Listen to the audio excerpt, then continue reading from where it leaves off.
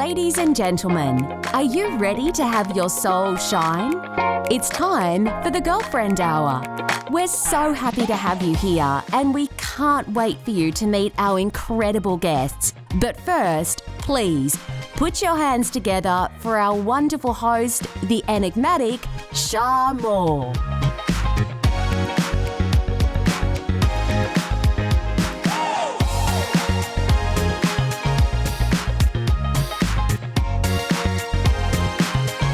My beautiful girlfriends, thank you once again for joining us at the Girlfriend Hour. I'm so excited about our show today, I could just burst. For those who are new to the Girlfriend Hour, you are in for a treat. We'll be pulling the curtain back on the lives of some incredible women.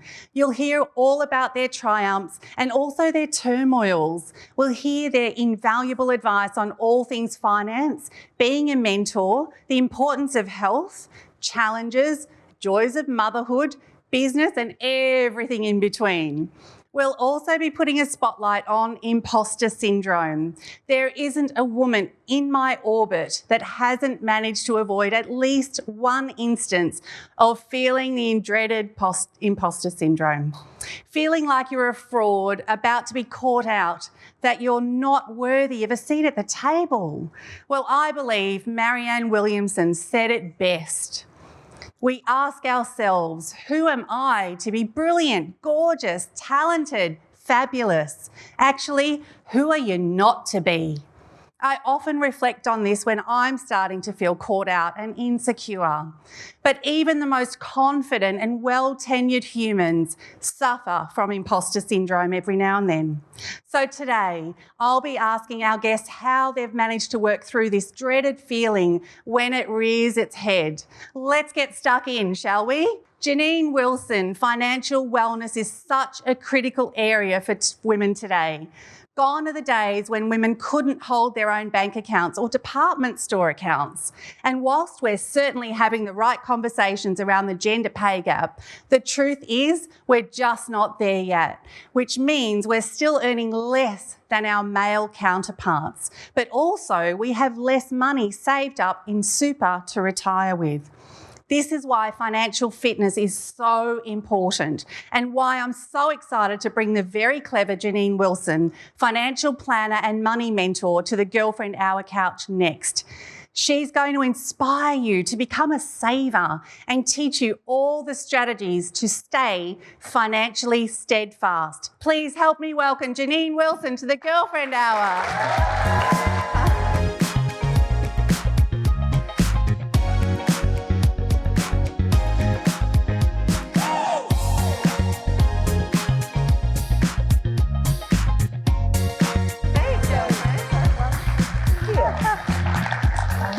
Divine, girlfriend. Oh, thank you. Look at the audience. I love that I see everyone just beautifully colourful and they look some gorgeous. Friendly faces back there. Amazing. Genene, I'd love you to tell us about the important work that you're doing. Oh, look, I am a financial advisor and that covers all things about money and life, really. So it's not, to me, just about money. It's about a balanced life, and that means balancing not just your bank book or your checkbook, but, you know, making sure that you are balancing the whole of your life. Because if something's out of balance, say, for example, you know, you're chasing the dollar and you are ignoring your family or doing what I did for quite a few years, which was avoid all of my feelings and stuffing those down and getting on with life and, you know, earning my income and chasing my career, then you'll find that your family might be wanting your attention and your time, and life just gets out of balance. Your kids won't thank you for it if you're so intensely focused on your career. And so when I think about money, I think about all areas of life and how to you know, focus in on the important things, the things that are important to every single woman I sit down in front of, and help them to make the best decisions about the life they want to design for themselves. Genene, why is it so important to you to mentor women around money? Oh, look, Shar, when I look back at my career, I noticed very early on that many men had really strong mentors, and I didn't see the same thing for women. And so I think that men typically grabbed onto the shirt tail of the guy in front of them and got, taken to the top, but I didn't see that for women. And so that's why today I think we see a lot of inequity and inequality for women. And so it's really important to me, at this point in my career where I'm not in the exit lounge yet, but, you certainly don't look like she is she? I'm thinking about what's next and just wanting to make sure that there's lots of women financial advisors out there that can really take the bull by the horns? The baton. Oh, the baton. Take the baton forward and help women. And even in my career, and I'm sure we'll touch on this later, women didn't necessarily help each other in their career. But to me, mentoring is about, going on a journey with someone to take them with them. It's not about performance, that's more about coaching. Mentoring is about going with that person on helping them to achieve what they want to achieve out of life. And, that's whatever it is. So it's really around a long-term relationship with someone that helps them make better decisions, whether that's financially or professionally, and to really take them to the next level and show them how. So go with them on that journey. And Janine, what do you think are some of the blind spots that women face? Because managing money, it can be quite a taboo thing for people, and sometimes people that have it or don't have it, there's always sort of these conversations that happen. What are some of the blind spots? Oh, look, I think one of the biggest blind spots is that people don't plan. And that's across the board, that we all get so caught up in life and we make all these short-term tactical moves that really aren't setting us up for the future. And so when I think about it, I think about the iceberg. Now, everyone knows what an iceberg looks like, and there's only 10%. The Titanic certainly does. Yeah, there's only 10% of the iceberg above the water. And that's all the tactical stuff, the short-term stuff you hear about an opportunity at a family barbecue and you think, oh, that sounds fantastic, I'm going to do that. But it's not going to set you up for your long-term future, the life you want for yourself and by design. And so it's that 90% of the iceberg that's below the water that makes a titanic amount of difference to your life. And it is about focusing in on that. That's where the strategy happens and the structuring. So you're protecting your assets and you're getting tax efficiency of your income and you're getting solutions that work for you specifically. And so that's the important stuff. Yeah. Absolutely, I totally agree. And this is the Girlfriend Hour after all, and I think we really want to bring conversations on that are real. And I'd love to ask you what your thoughts are around imposter syndrome. Have you ever experienced it yourself? That raises a lot of curiosity in me, Shar, because yes, of course, lots of people, as you've said in your introduction, have experienced it. And I don't think I've ever labelled how I felt or been made to feel by other people, external forces, as imposter syndrome. But in doing a little bit of research for the show, I realised that I probably have experienced that. In my corporate career, I was always full of ideas, and I was always willing to speak up and speak out and bring those to the table. But so many times it was like I was in a game of whack-a-mole. And if you read the book, you'll know what I mean. It's like stick your head up, dong, bonk, down you go again. And I love that game, by the way. It's great to get aggression out, isn't it? And it just robs you ultimately, or it certainly robbed me of my ego and made me feel less than. And if that's what imposter syndrome is, then yes, I have experienced it. And I don't know that I speak to any women that haven't in some way or another experienced that, certainly in their working life. And you've also experienced bullying, Janine. I know we won't take up too much time, but I'd love you to share that experience, because so many of us get bullied on a daily basis in life, in business, and it needs to stop. And I think the only way for things to stop like that is to discuss them like this in the public format that isn't going to get cut out, because girlfriends, we need to talk about this. It's a serious thing. Yeah. Well, Shar, as you know, I was bullied many times in my corporate career, and I would just ultimately pack my bags and get get out of there, you know, run away. And I was running away from myself. And I'm a strong person, and I never really understood how my behaviour or my boundaries weren't stronger and why I ran away. And I'd look back, you know, I'd go home and I'd journal things and as a way to ease my pain. But I look back at that bullying, and it was a pandemic. Honestly, you know, you've seen my TED talk, and it's, you know, about bullying and my experience. And when I was sitting in a boardroom one day at a meeting with my peers, and they were all giggling, and I didn't really understand why. I felt like I'd come to the party late and I didn't know what was happening.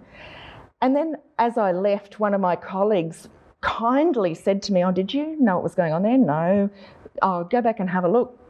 And someone had written on the chair arm something derogatory about my senior manager and signed my name to it. And I'm welling up even just talking about it, because I don't like talking about it. And I responded by ripping the arm of the chair off, and I still have it as home as a souvenir.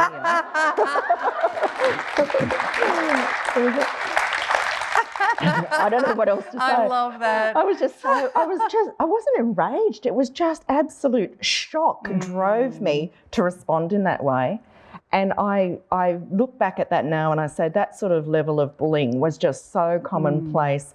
And I said to myself, look, if this is happening to me, it's happening to other people, and I need to speak about this, because, you know, casual bullying or casual speeding or casual racism, it all ends in violence. Mm-hmm.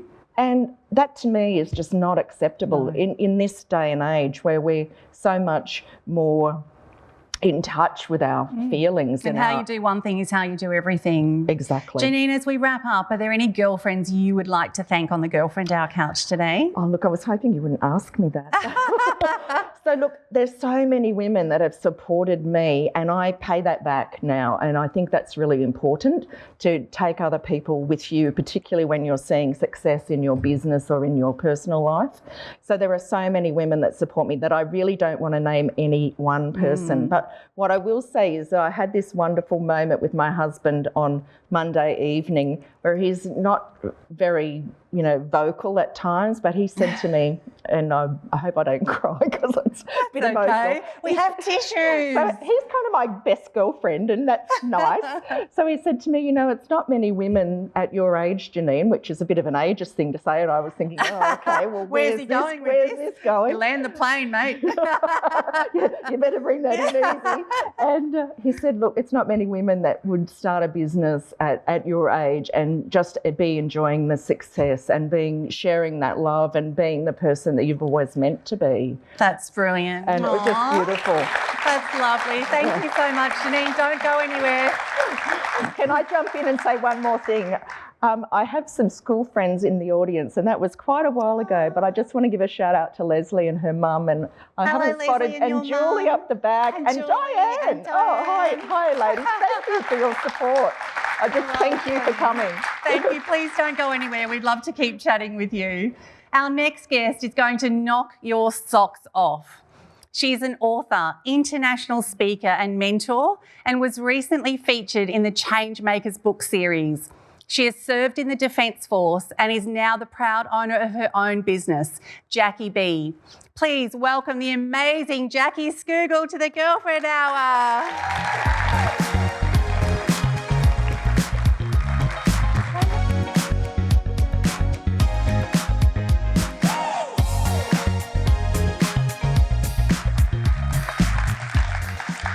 Looking divine. This is how all my girlfriends turn up at my place on a Friday night, in case you're wondering. This is really normal. Absolutely. You can't not.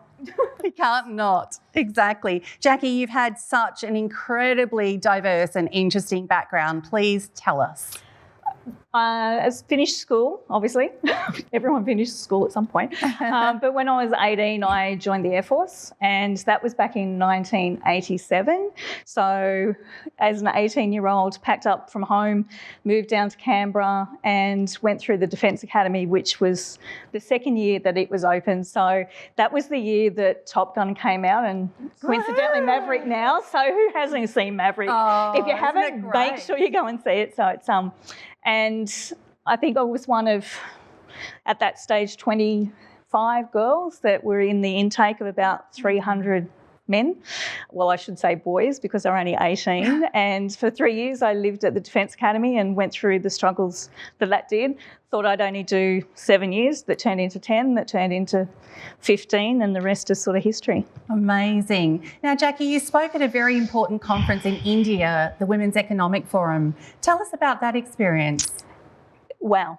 It's the simplest word to use. You said it was going to be life-changing, and it honestly was.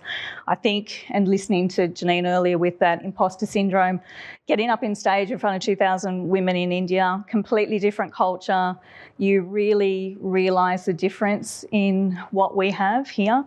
And I had to speak, well, the breakout session was stand up for yourself, truly stand up for others.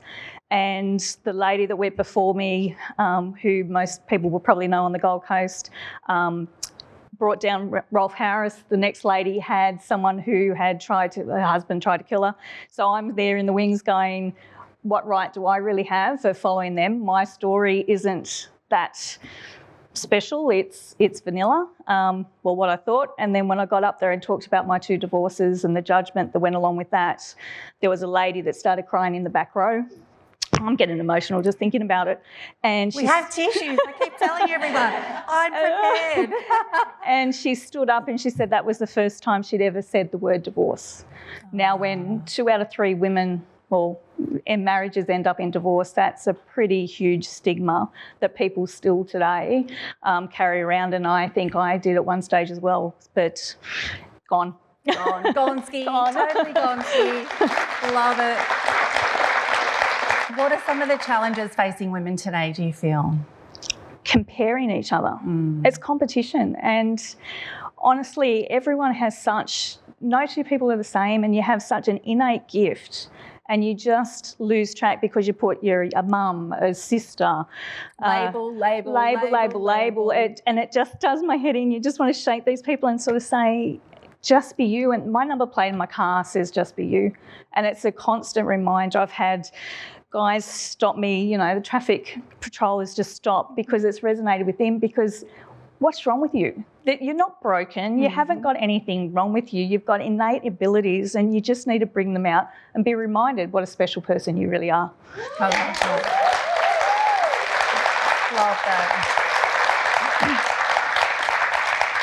Jacqui, we all have aha moments in life, and some of this literally, when they happen, it's like they stop us literally in our tracks. It's like we're walking or we're doing something and it's like, whoa. Tell us about one of yours. I've had a couple, and a few I've regressed because I don't think I really saw it as the lesson it was teaching me at the time. But the significant one was 2012, and now I will get emotional. I still have tissues.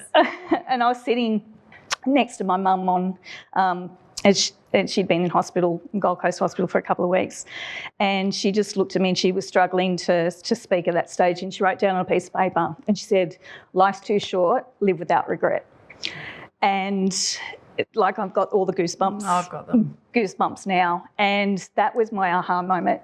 I realised I was living someone else's life. I was the business partner in something else I was doing. I was getting taken for granted because I was doing what they expected me to do, what I didn't want to do. I didn't get to see my mum. I thought sending beautiful hampers and that would make up for time, but you don't get that back. You just don't get that back. And that was that moment. And she sort of, if she'd had more time with me, that would have been everything to her. And I can't get that back. Oh. Which is why that's why I've got into what I have. So tell us what you love so much about mentoring. Making sure that people remember that often we hold on to something and we often say should have, could have, didn't.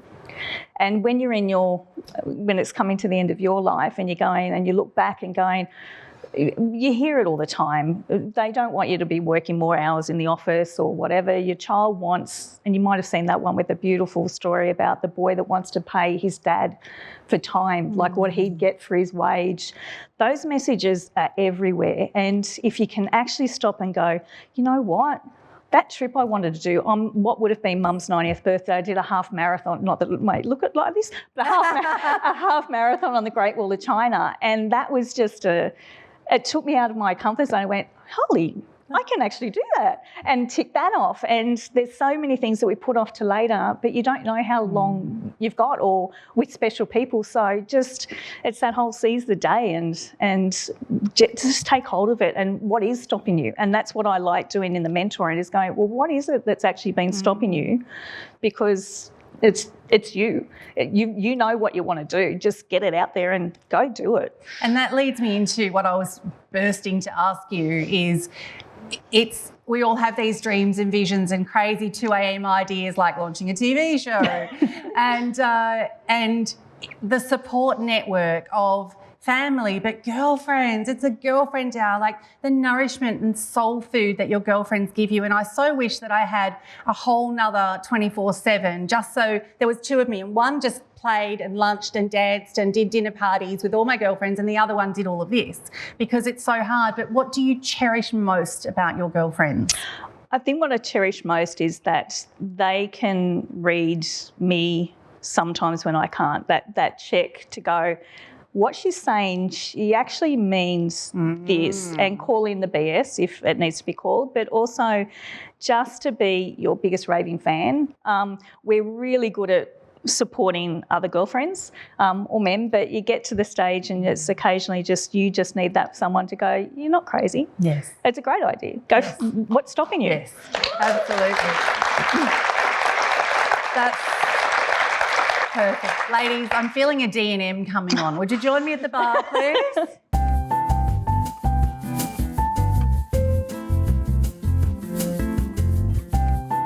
Girlfriends, next up, it's one of my favourite topics, the D&M. As the name suggests, this is where I invite our guests to get real deep and meaningful with me. I just love talking through the challenges and hearing from others about how they approach situations differently from me. It's the best way to learn and grow, right? And unfortunately, often topics like of interest to women, certain ages don't really surface through popular media channels, but we do things differently here on the Girlfriend Hour. We like to keep it real. Today, I'd love to chat about a topic close to my heart, competition versus collaboration. Why are there so many women who would prefer to compete rather than collaborate in a pursuit of success? We're not each other's enemy. There is enough pie for everyone. Let's find out what you ladies think about this. Competition, collaboration. Look, I think there's enough business for everyone. Honestly, Shar, there's enough business. If you won 1% of the business available in your industry in Australia, that would be huge. You wouldn't be able to handle it probably. And so there's enough business for everyone. And so there is absolutely no need to compete. And the second point is that oftentimes somebody else has got your client base as well, but they don't talk or do what you do. Mm-hmm. So there's an alignment there. And so there's nothing wrong with sharing clients and making referrals and putting your umbrella up, which I like to talk about as a financial advisor, and bring other women under that umbrella as my support network to support my clients, to serve my clients better and add so much more value. I love that. Jacqui, what are your thoughts? Couldn't agree with you more. And I think okay, we're done. Okay. If you think of, like, I always look at it that people try to overcomplicate it, because if it was a hairdresser and another hairdresser came into the mix, no one would really blink. They go, it's hairdressers and you go to one. But if it comes to business, people suddenly go, oh, they're copying my idea, or that's what I do, there's no space. And I've even been at that situation and go, well, am I a coach? Am I a mentor? And then everyone uses life coach or whatever. And it's, once again, labels, which I hate, if you haven't gathered that. But I think it's more about piecing together it's sort of like a jigsaw that, like, if there's a financial advisor, then refer Janine. And it's the same as a mentor, that you're not necessarily the right person for certain people. You've got to be the right fit. So if it's not for you, but you're just paying it forward to somebody else to make sure that they are getting, because it's not about you, it's about serving somebody else. Correct. And actually, I love what you just said, and I say this a lot, that you're not everyone's cup of tea, girls. Get over it. Honestly, the amount of people that have that feeling around competition, and it's something that I think, again, these topics need to be discussed because we need to get over it. You don't own your clients. So there's no competition. If your client, they have legs, they have a voice, they have choice. If they choose to do something else, you don't own them when they start doing something with you. And at the same time, don't you want your clients to grow and be better and do more and bigger things? And the only way they can do that is if we continually pass them on to other great people in our circle.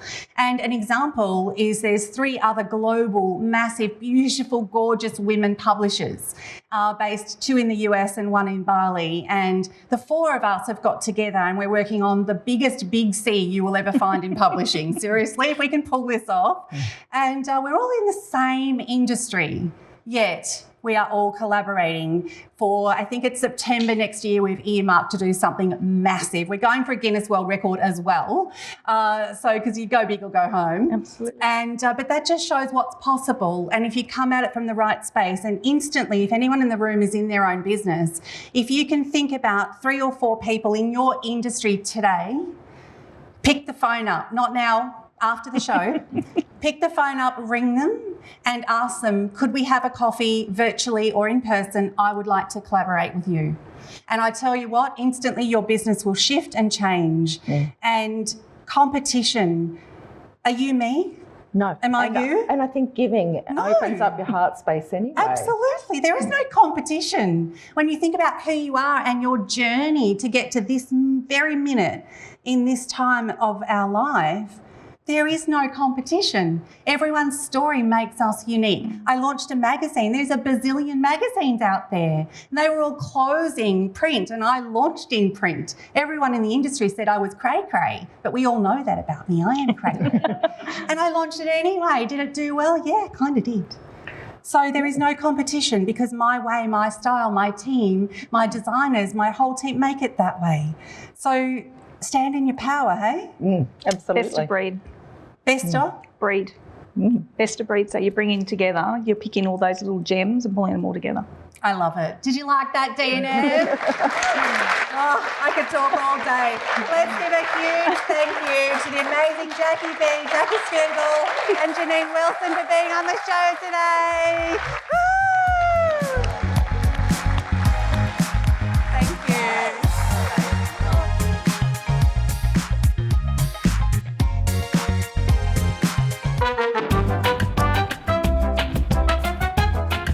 All right, who's ready to see if they can win some goodies to take home?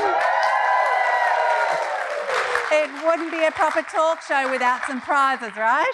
So right behind me here, we have this gorgeously bright and flower wheel. In a second, I'm going to pan the crowd to see who's been manifesting some good luck. The rules are simple. Give the wheel a good spin, and where it lands, you take home that prize. Now, I've been really busy putting this show together, and my flower garden is a little bit overgrown. So firstly, I'm looking for 2 people who are giving me all the vibes. Who wants to be down here? I'd like the lady in the red there to come down, please. Who else? Yes, striped top. Come down. Hello. Nice to see you. Come over here. Pop those down.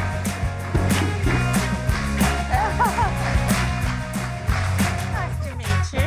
What's your name? Maggie. Nice to meet you, Maggie. There's a microphone. Thank you. Please stand over here. And what's your name? Fiona. Fiona and Maggie, everyone. All right. Fiona, tell us a little bit about yourself.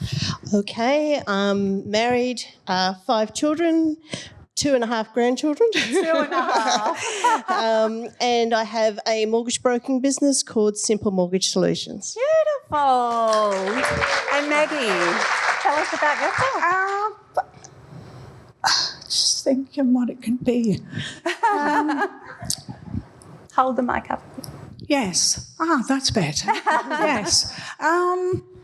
Well, I've been married for 61 years. Go, girlfriend! Yes, been married for 61 years. Always in retail. My career was always in retail. Brilliant. Yes. And you enjoyed it, obviously. I did, yes. So I've been retired since 2006. Oh. So really, Lovely. I'm 78 now. Wow. All right. So are you both feeling lucky today? Yes. All right. Now, Fiona, which number would you like to land on? 8. 8. Is that your lucky number? It is today. It is today. All right. Are we going to give it 8 vibes? Are we ready? Give it a really big spin.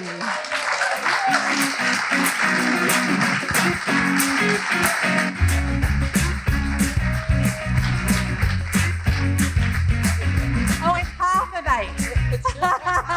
8. Congratulations. You have won a Be Styled for Life gift pack. It's a style session and a gorgeous wallet from one of our sponsors. Congratulations. Thank you. Excellent. And Maggie, would you like to come and give the wheel a spin? Yes, I'd What like number? number 7. Number 7. My house number. Your house number. And what's your street address? Don't answer that. All right. Ready? Give it a spin. Yes. Number 7.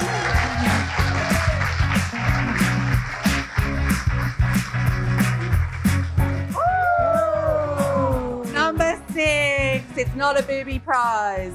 It's okay. It is a beautiful supplement and healthcare pack valued at $200 from Aston RX. That's wonderful. Congratulations. Wonderful. Woo, my pleasure. Lovely. Thank you. Thanks, Nick. Thank you you. so much for coming Thank to play. you. Did you have fun? Thank you very much. My Yes. pleasure. Now, I did say my flower garden was overgrown. I've been very busy, so there are more flowers to pick. Who else would like to come and play? Yes. Lady in the scarf, come on down. Come on, I want to see more vibes. Who wants to come? I'd like this lady here. Looking gorgeous with her flowery top. Let's go. Hello. What's your name? Summer. Nice to meet you. Hello. Hi, Marie. How are you? Please come over here. Excellent. Tell us a little bit about yourselves. We'll turn this way a little bit. Come forward.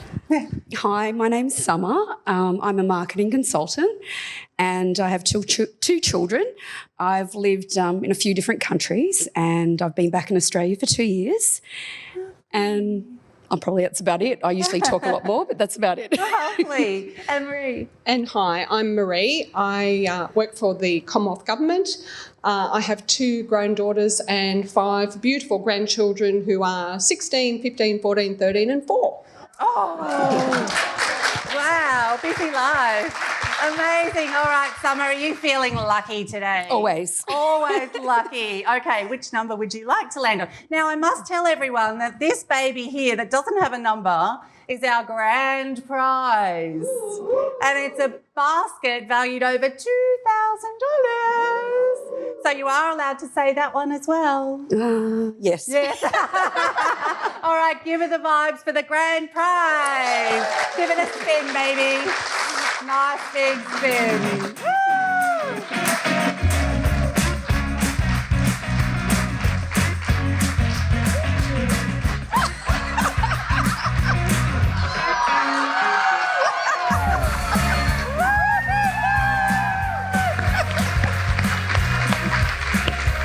You have won the grand prize filled with amazing news.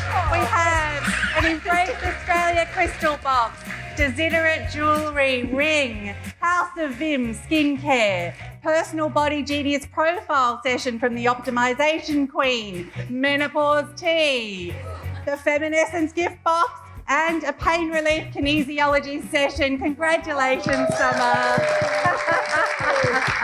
Thank you so much. Bless your heart. Marie, what number are you feeling today? Or could it be another grand prize? I want what she's having. Okay, give it a big spin. Tell us you want the grand. All right, let's go grand again. Give it vibes.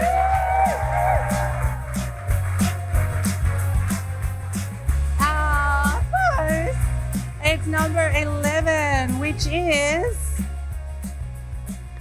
a beautiful style session from Be Styled for Life with a gorgeous red leather wallet and a mini style session. Congratulations.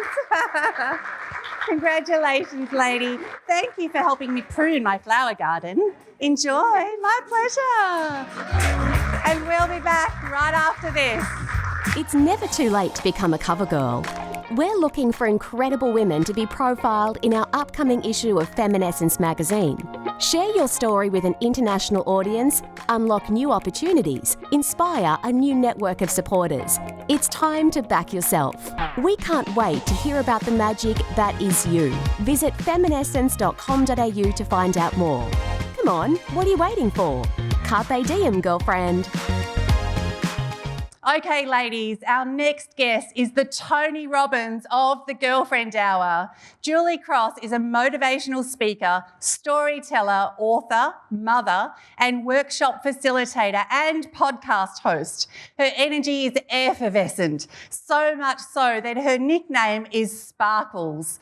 Julie addresses crowds on a number of topics, from leadership skills to customer service and even hairdressing skills. She's an absolute force, and I cannot wait for her to share her story with you. Let's welcome to the Girlfriend Hour couch the wonderful, the hilarious, the absolutely golden Julie Cross.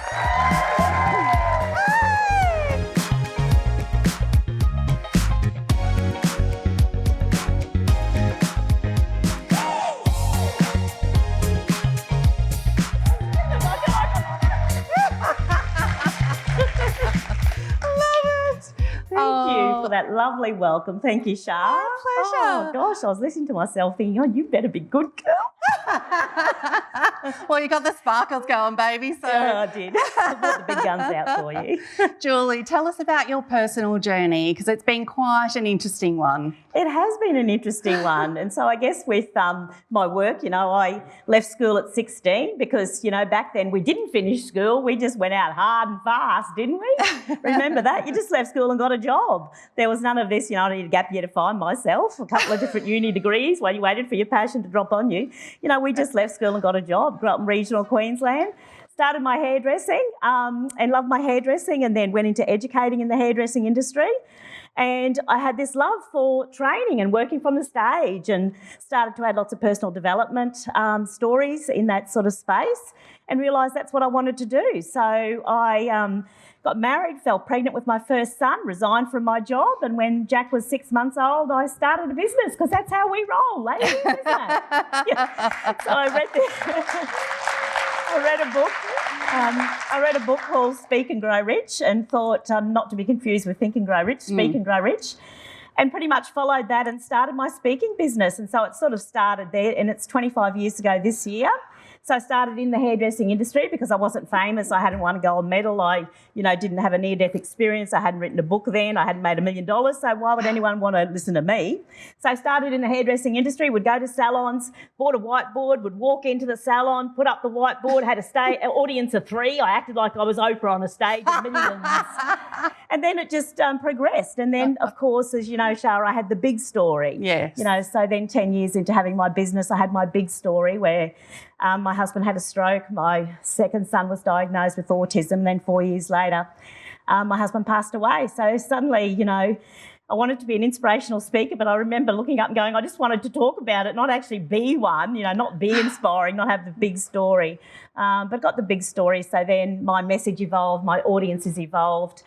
And lucky me, because I find myself on the couch here today with you. Aww. So, you never know. So thank you.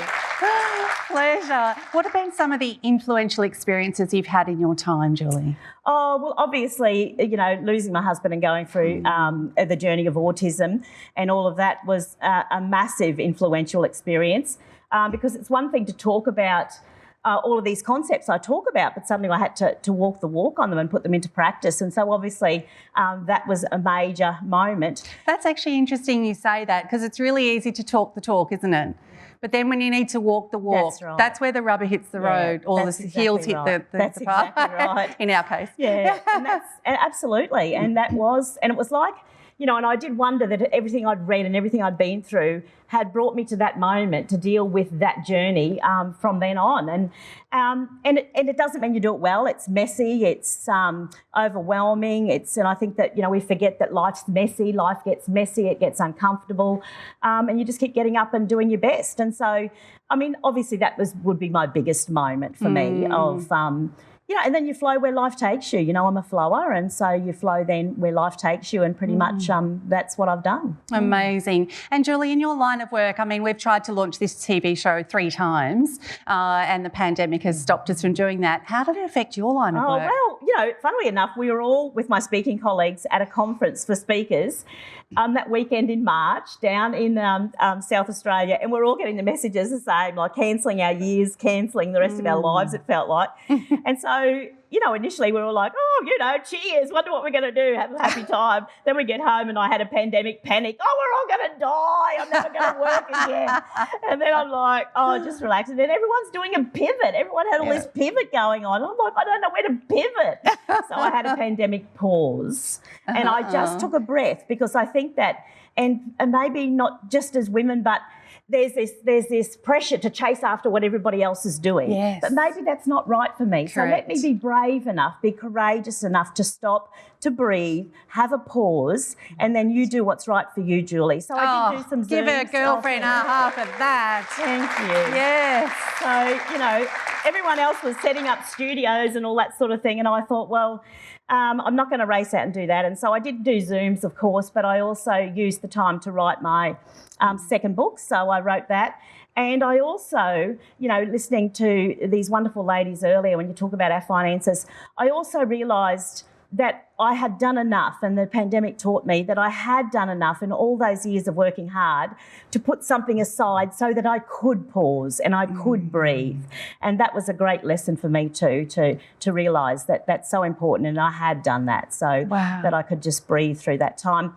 And now we are back, baby. We are back. So I love that. I love that. Yeah. Julie, what are your thoughts around imposter syndrome? Have you ever experienced it? And if not, what are your thoughts around it? my 'Cause so gosh. many do. Absolutely. And absolutely I have. I sit in a meeting with these big corporate organisations with these people with all of these degrees, and here I am, selling my speaking, and I'm putting this big number on it. And there are moments my ego pops up, well, who do you think you are? And I actually call my book that, Who Do You Think You Are? Because so many moments of, who do you think you are? You haven't even finished high school. You're from the Welcome bush. to the club. Yeah, and so what have you got to offer? And then, my soul and my heart reminds me, Julie, they came to you, remember they rang you, they must what you've got to offer. You're a human sharing your human experience with fellow humans. You do it from the heart, you do what you know, and I work with people that want to work with me. I'm not here to convince people to work with me that don't want to work with me. 100%. So it's just I talk myself through it and remind myself of who I am and how unique and special we all are. And that the world needs all of us to show up with our uniqueness. Yeah. Please put that on a cup by Julie Cross. Love it, love it, love it. Now, this beautiful, blessed journey you're going through with your delicious son, Thomas. Yeah. I love reading the antics of Thomas. Take us through that. Oh my gosh. So Thomas was diagnosed with autism at 4, and remembering I had a husband at home who had just had a stroke and couldn't talk, and then Thomas couldn't talk, and so they were both in therapy trying to talk to each other, and I was needing therapy trying not to lose my other son and trying to educate myself about autism and how it presents in the world. So it has been a journey. Autism took me to the worst of myself so I may discover the best of myself. I learnt so much about myself along the way. Thomas has made us laugh. He has brought me to my knees. He has made me cry. He has smashed so many windows and walls. He taught me to look through the broken windows of my life to the view beyond, because there's always a view beyond. And he has grown up into the most incredible young man. Out of the chaos, there is possibility. You know, if you'd told me that this young man that couldn't talk, and when he could talk, all he did was swear, running around breaking everything because when he lost his dad, his grief was so deep. If you'd told me that he would one day be driving a car and have his own job and be independent, I'm embarrassed to say I couldn't see it. But out of the chaos, anything is possible. And Thomas teaches me about inclusion and celebrating diversity. What a gift he is. He is a burst of colour in a very beige world. So lucky me that I have Thomas. Yeah. God, I love you. Where does this glass half full burst of life energy, where does it come from? You know, when I read that question, I was like, the only thing I can think of is it comes from being happy, being you, because I have just relaxed into who I am and I'm okay with who I am. And I think that I don't think the world's out to get me. I don't overanalyze why did I have all this stuff happen. Yes, I have pity parties, I get sad, I get angry, I get frustrated, I do all of those things. But in the end, I know the universe isn't out to get me. The universe is there to support me. When my husband left this world, he took my hand and he walked me up onto a bigger stage. And he said, now, Mouse, it's your time. And so we can choose to see that if we want. Or we can choose to say, well, poor me, why did I have to go through all of this? Everyone's going to go through something. This is living life. This is what life looks like. This is flatlining. I want to live life. I want to feel it. And that means that we have to do all of it. We have to do the highs and the lows. And because of the depths of despair I've been to, I believe I reached the heights of joy that some people never get to because we bounce back to that. And so what a gift is that? What a gift. Beautiful. Now, you run a workshop called Women Making It Work. Take us through that. Oh, so, a special, obviously, I love speaking to female audiences. I mean, I do men. I don't do men. I mean, I have men come to my event, sorry. I do men, but I don't. But anyway. Not in the workshop. No. That's during the break. But I do speak to a lot of predominantly female audiences, and I love that audience. But with this particular workshop, I first of all take women to the relationship with themselves, because our relationship with ourselves will affect every other relationship we have in our life. It will affect how we lead, it will affect how we partner, it'll affect how we team, how we parent. So we've got to start there first. And we live in a society that keeps challenging this relationship we have with ourselves by making us compare each other, ourselves to somebody else. And the minute we do that, we lose us, we lose our uniqueness. So I always start there. And then we talk about the balance, because as women, you were talking about it before, we have so much that we're balancing all the time, and don't compare. If I was to compare my success to Oprah, I wouldn't get out of bed. I'd feel like a miserable failure. Yeah. But I don't have to. I let Oprah do Oprah and I'll do me. Correct. And so we all have a circle of influence. And I remember in the midst of my worst personal challenges, I still had to work because I was now the major income earner, but I couldn't do lots of work. I had grief, I had autism. And I'd look at other people on social media. They're going to America, are they? Well, why aren't I going to America? I could go to America and speak. Why not me? And the universe would whisper to me, and when would you fit that in? You do what you're doing now, Julie. You take care of what's important. So what I realised is, when a few years ago I got awarded my CSP, the highest designation awarded to speakers recognised here and internationally. It took me 20 years. Some speakers do it in 3. But do I feel bad about that? No. I was looking after what was important personally. My children, grief, while other speakers were doing what they were professionally. And then as soon as it was my time, the universe said, all right, now off you go. What are you doing? Still sitting here? He always had your back. So as soon as Jack left home, my speaking business just exploded. And, so we've got to trust. Yes. I think we're always racing to get somewhere when we really just have to be where we are and just bring the best of yourself to that, because that's what's creating your future. And so I've just had that example over and over again. Love that. Thank you. Julian, as we wrap up in this part anyway, I'd I'd love to ask you, the support network that you would have had from your girlfriends over the years would have been amazing. Why are they so special? Oh, look, I could not have done it without my girlfriends. You know, my girlfriends, and even, you know, more so than my family. And that's okay, because everyone shows up in different ways at different times. And right then I needed my girlfriends. And, you know, they were showing up for Jack when I couldn't get to rugby games because of Thomas and all those sorts of things. They showed up in many ways. They showed up in looking after my kids so I could get on a stage somewhere and speak. They showed up like that. They showed up by keeping me humble if my ego was getting a little out of control. Thomas does that for me too, just quietly. But I have to say, listen to your girlfriends too, because when I started this business 25 years ago, I wore my normal corporate dress. And then a girlfriend at my... Why'd you look at me? I'm not corporate. No, sorry, you're not. I looked at you and then I thought, well, it's not her. But yeah, normal corporate dress out there somewhere. I started like that too. And then one of my girlfriends at our little play group, we take our babies to baby group with all the other mothers club. She said to me, Julie, I've just seen a sparkle shirt hanging up at this shop. And this is when no sequins were anywhere. And she said, at the shop down at the local shopping centre, and she said, it reminded me of you and your personality. You should wear sequins. Oh. So, I've heard them whispering, saying, sequins won't work, you shouldn't wear sequins. That was the universe whispering through her, go wear sequins. Listen to your girlfriends, listen to the whispers. That was one of the best decisions I ever made, to wear sequins. Mrs. Sparkles at her best. So we're now going to have a little bit of a fun section. Okay, you ready?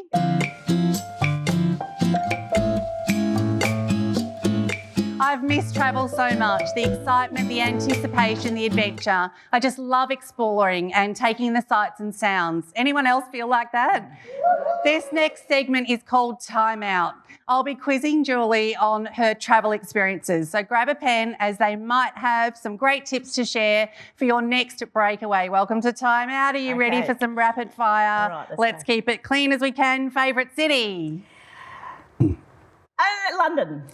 Most romantic travel memory that you can share on a show? Oh, this made me laugh. So I would just have to say, on a felucca on the Nile, the sun is setting, the big dunes in the background with the camel train coming past. It was a romantic moment, but I had no one to be romantic with. But if I had, there would have been nice.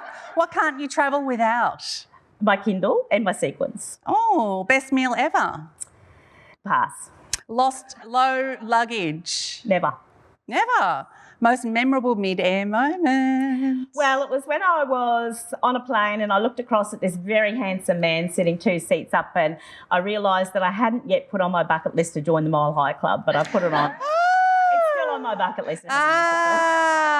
What is your top travel bucket list? My big top one now, to take my kid. I've been to Africa twice and I would love to take my boys back to Africa. What's been the most interesting item of food you've ever eaten whilst travelling? Pass. I couldn't think of it. Do you want to call a friend? No. Which country has the friendliest people? Africa. Toilet, squat or Western? Squat, come on, people. That's the natural way to do it. Squat. Yes, our first squatter in this season. I knew I liked you. Bidet or no bidet? No bidet. No bidet. Yeah. What's your favourite foreign word that you can use on the show? Shar d'Apois. Very beautiful Vietnamese. Very beautiful. And you looked at me. What's the worst piece of travel advice you've ever received? To be careful. Just be careful. I want to say, go get them, girl. Go have fun. Go and embrace the world. Go Amazing. Yeah. Where would you most like to live in the world? I'd love to go and live in Bali for some time. That's on my list. What's your top travel tip? Trust. And don't go out there thinking that everybody's out to rip us off. Just trust and open your heart. Trust. What's your biggest first world problem? My biggest... buttons that fall off jackets. Throw the buttons on, people. Strict schedule or go with the flow? I already know the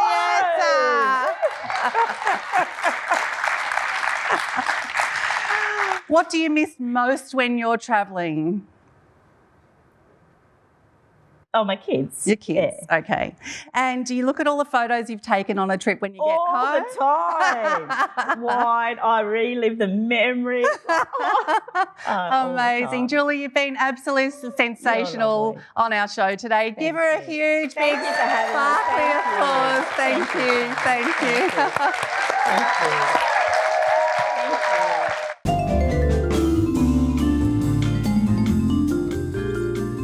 For anyone that has ever picked up an issue of Feminescence magazine, you'll know that my purpose and passion are all about shining a light on incredible women, businesses and unique or rare causes that I think should be household names, but may not have had the opportunity yet to be exposed to a large audience. Well, this segment is all about providing a platform to do just that.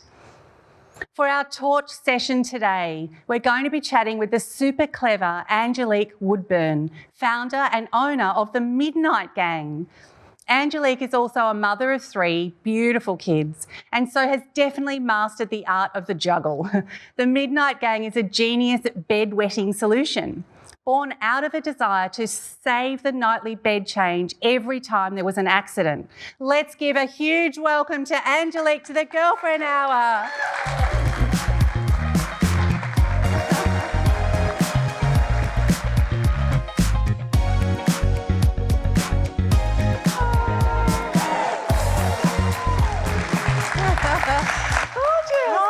Joining us today. Thank you for having me. What a great concept. Gosh, I Thank wish you. I don't wish I had young kids anymore. I'm really happy that I don't, but I'm happy for other mothers out there. Tell us about this beautiful concept you've created.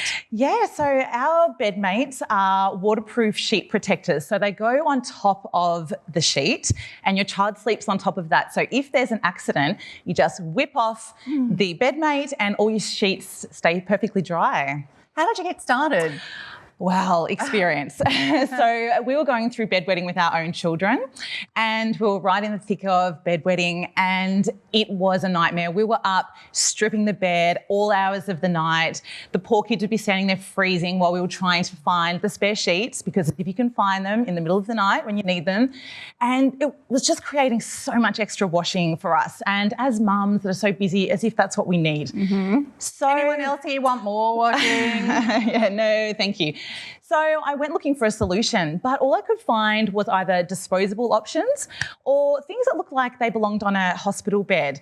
And it actually brought me back to when I was a kid, because I was a really late bedwetter. So I was about 9 when I stopped wetting the bed, and I remember those horrible plastic sheets that we had to use.